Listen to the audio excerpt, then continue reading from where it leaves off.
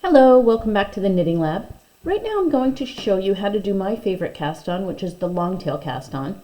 It's used pretty universally for many knitting projects, and we start by taking a slip knot we've created and we slip that onto the needle, and you want to snug the loop up until it's right against the needle. You don't want it super tight, but there it is. Okay, now what I'm going to do is take my fingers, gather the bottom 3 fingers of my hand around those 2 strands. The reason I do this is I'm creating some tension here so that these yarn ends are being held securely in my hand. I now take my index finger and my thumb, put them together like a little bird beak, and both those fingers go in between these 2 strands I'm holding. And then I separate the fingers to draw those 2 strands apart. And it looks like this. From the side, it looks like a tent. Now that I've done this, the last adjustment I'm going to make with my fingers is I'm going to rotate. I want you to see it from the front. I'm going to rotate those fingers, the left fingers, up to the ceiling. So in my house, they're facing the ceiling. And I do this so that I can take this needle. My right index finger holds that slip knot so that it doesn't pop off.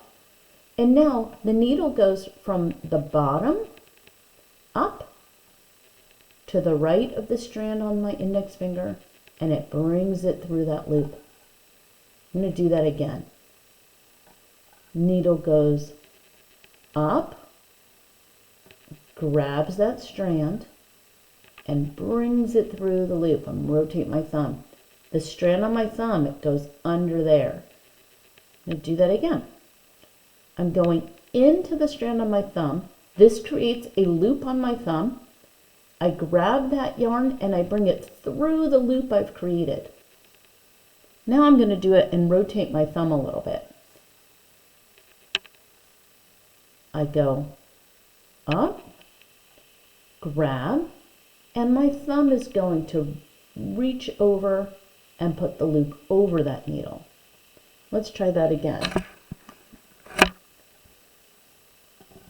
I go, wait, camera is focusing. I go in, grab, and I rotate that thumb loop. And then my left thumb just comes right out and I gently pull on the yarn.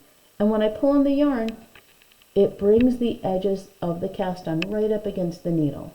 I'm waiting for my camera to focus a little bit. There we go. Let's try it again.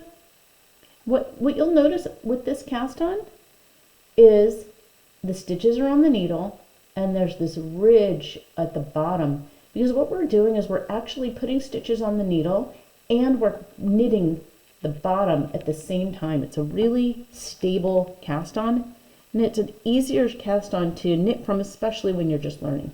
So I'm going to do that again.